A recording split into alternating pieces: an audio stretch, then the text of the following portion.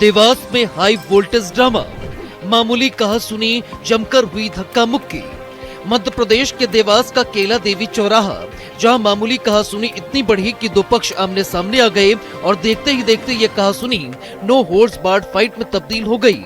कहासुनी लात घूसे और फिर जो हाथ में आया वो। अब इस युवक को देखिए। लड़ाई के बीच युवक ने गुस्से में अपने सामने पड़ी साइकिल उठाई और सीधे युवक पर दे मारी। मौके पर अफरा तफरी मच गई, राहगीरों के बीच दहशत फैल गई। कुछ लोगों ने मामले को शांत कराने की कोशिश भी की, लेकिन दोनों पक्ष बेकाबू थे। वहीं सूचना पर पहुंची पुलिस ने स्थिति को काबू में किया। फिलहाल दोनों पक्षों के कुछ युवकों की पहचान कर ली गई है। मामले की जांच लगातार जारी है।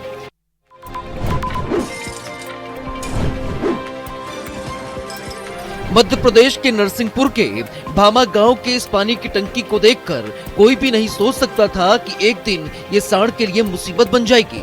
खेलते खेलते ये भारी भरकम सांड टंकी की ऊंचाई पर चढ़ गया।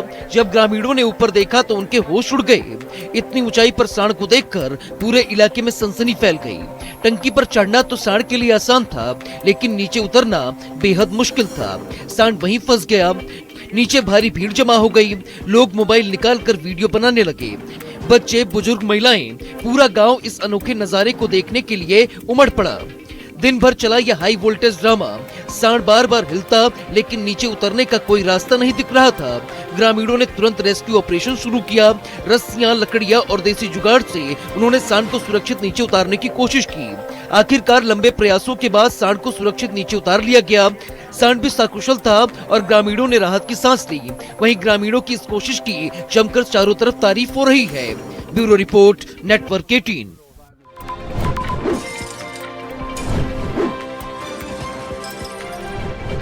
ये तस्वीरें हैं एमपी के पाथरवाड़ा की, जहां हाईवे पर तेज रफ्तार से दौड़ रही एक कार अचानक आग की लपटों में गिर गई। देखते ही देखते आग ने पूरी गाड़ी को अपनी चपेट में ले लिया। हाईवे पर हड़कंप मच गया और आग की लपटें आसमान तक उठने लगी। राहगीरों ने तुरंत फायर ब्रिगेड को सूचना दी, लेकिन आग इतनी ज्यादा थी कि बचाव कार्य शुरू होने से पहले ही गाड़ी पूरी तरह जलकर स्वाहा हो गई। हालांकि इस भीषण हादसे में किसी भी व्यक्ति की जान नहीं गई। कार में सवार लोग सुरक्षित बाहर निकलने में कामयाब रहे। वहीं सूचना पर पहुंची पुलिस ने मौके पर पहुंचकर हादसे की जांच शुरू कर दी है। वहीं शुरुआती जांच के अनुसार ये आग शॉर्ट सर्किट या इंजन की खराबी के कारण लगने की आशंका है। Bureau report, network 18।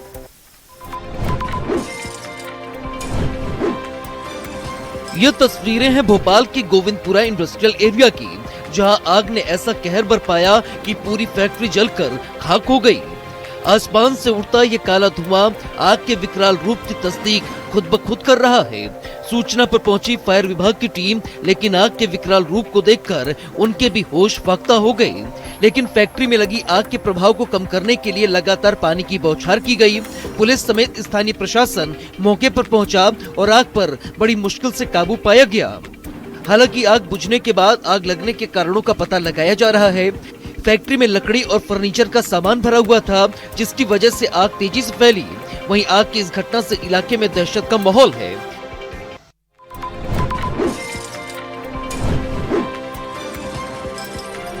ये तस्वीरें मेरठ के छोटा मवाना पुलिस चौक की हैं, जहां आग के विकराल रूप ने देखते ही देखते सब कुछ नष्ट कर दिया। दरअसल सड़क किनारे जब्त गाड़ियों में अचानक आग लग गई और अफरा तफरी मच गई। मौके पर मौजूद लोगों की आंखों के सामने तेज हवाओं के कारण आग एक एक करके गाड़ियों में फैलती चली गई। आग की लपटें इतनी विकराल थीं कि बचाने की कोई गुंजाइश नहीं बची। पुलिस और फायर ब्रिगेड की टीमें मौके पर पहुंची, लेकिन तब तक नुकसान हो चुका था। आग की चपेट में आने से करीब 40 मोटरसाइकिल और 17 कारें जलकर राख में तब्दील हो गई। वहीं आग पर काबू पाने में काफी मशक्कत करनी पड़ी। पूरी घटना मोबाइल फोन में कैद हो गई है, जिसमें आग फैलने का भयानक मंजर साफ दिखाई दे रहा है। पुलिस अब आग लगने की असली वजह का पता लगा रही है। क्या ये शॉर्ट सर्किट था या कोई और वजह, इसकी जांच की जा रही है। इस घटना से इलाके में अफरा तफरी जरूर मच गई और स्थानीय लोगों में गुस्सा भी है।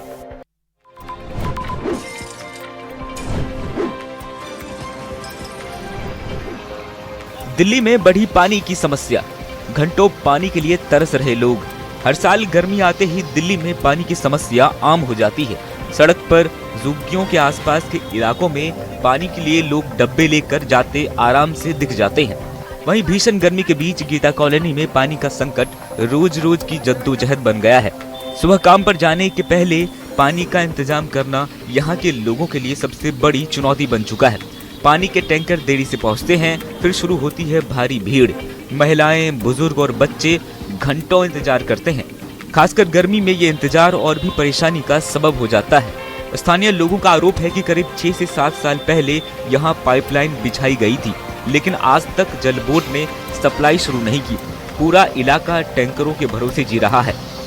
दिल्ली में वक्त बदला, सरकार बदली, नेता बदले, लेकिन एक चीज जो अभी तक नहीं बदली वो है दिल्ली के लोगों की पानी के टैंकरों पर निर्भरता।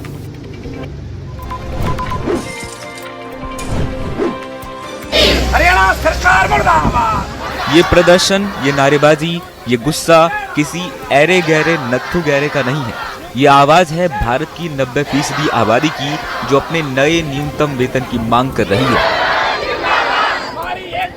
ये सड़क पर बैठे लोग ना ही मिडिल क्लास में आते हैं और ना ही लोअर क्लास में। ये तस्वीरें फरीदाबाद के सेक्टर 59 की है, जहां नए न्यूनतम वेतन की मांग को लेकर कर्मचारियों ने जोरदार प्रदर्शन किया। कर्मचारियों का आरोप है कि सरकार की अधिसूचना के बावजूद कंपनी प्रबंधनों ने अभी तक संशोधित वेतनमान लागू नहीं किया है। साथ ही कंपनी ने नाइट शिफ्ट और ओवरटाइम का पैसा भी बंद कर दिया है। कर्मचारी प्रदर्शन करने को मजबूर हैं और एसी में बैठकर बड़ी बड़ी गाड़ियों में घूमने वाले साहब लोगों के कान पर जूं नहीं रेंग रही। अब देखना होगा कि सरकार और प्रशासन इन कर्मचारियों की कब और कैसे मदद करता है, या फिर मजदूरों को यूं ही सड़कों पर उतरकर अपने हक के लिए लड़ना पड़ेगा।